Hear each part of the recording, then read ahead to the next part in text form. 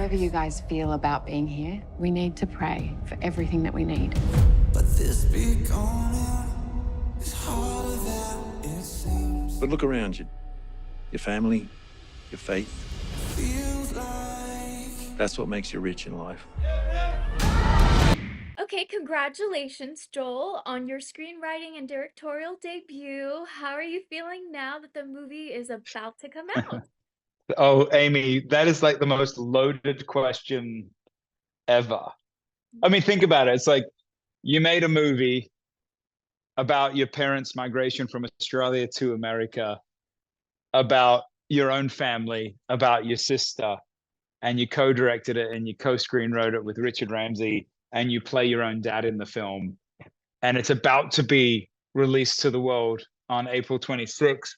You can only imagine, one can only imagine what I'm feeling. I'll say this though, I'm really proud. Like yes, I'm proud of myself, but I'm proud of the whole ensemble. I'm proud of Lionsgate. I'm proud of the marketing team. I'm proud of the film itself. And that's a good place to start, you know, because you can come into this season and have a bit of a come what may, you know, attitude and feel free. And so as much as I'm anticipating it, as much as I'm not used to it because my day job is a musician, I'm really excited in many ways. You know, having your character be a real person can be a little intimidating. I want to know if you have met and spoken to the real Helen, and if so, what was that whole process like to make sure that you're accurate, but also staying true to the script and everything, balancing it all? Well, the script is true, so there didn't need to be a departure there, and from all accounts is very accurate. And I did speak to Helen, and you know, Helen and David and all the other siblings, but Helen and David particularly for a while, and they're just like, yeah, this is our story. They're very humble about it.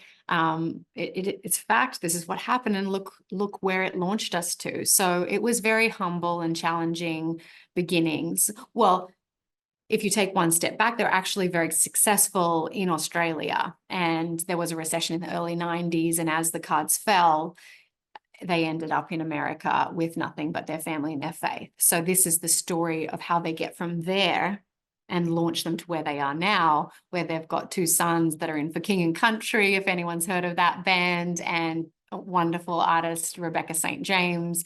And they're all the children are incredible people, just wonderful humans, the whole bunch. So really great to work with. And Helen, she's very humble, and she gave me some tidbits about the more challenging times, the birth of each child and what it's like in a marriage, you know, in the less than perfect moments. And so we use that in the film, and I think they're happy with it. Welcome to Nashville, y'all. I don't know what tomorrow's gonna bring.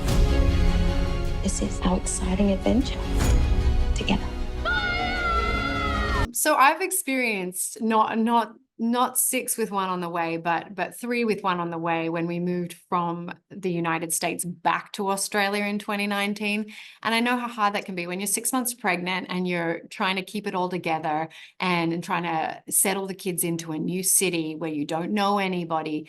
There were a lot of parallels with what my experience and what Helen went through, because you have to keep it together. You have to make it fun. And she turned these challenges into an adventure. And she says in the film, you know, she sets them at ease by saying, oh, you know, cowboys and astronauts, they don't have real beds. They have adventure beds, you know, and you just got to think on your feet and turn it around. And so I think I could tap into some of my real life experience, but I was also inspired by her as a mom, because yeah, things can get tough, and look at what these guys went through and they overcame it. So yeah, I think surrounding yourself with love and hope and family and positivity is so valuable. And she was so strong in her faith, and she taught her children to be the same. So she was able to hold on to that and see where that could get them, and the love and protection that could provide them. What do you remember about moving to the States, and Yeah. what were you feeling? I was really excited about it. I always was. And then when we moved over and, you know, you start realizing that there's no furniture in the house, and you start realizing that you're sleeping on beds made out of clothes, and you're having top ramen more than you maybe should, or bean burritos, you know, more than you should. And you're not going to school, and you don't have insurance, and you start piecing things together. But even so, even though we were economically unsafe, financially unsafe, socially unsafe, I felt very emotionally, relationally, spiritually safe. It takes a lot to live out your dream. Hard work and sacrifice. I trained this to be like you. You're my hero, Mum.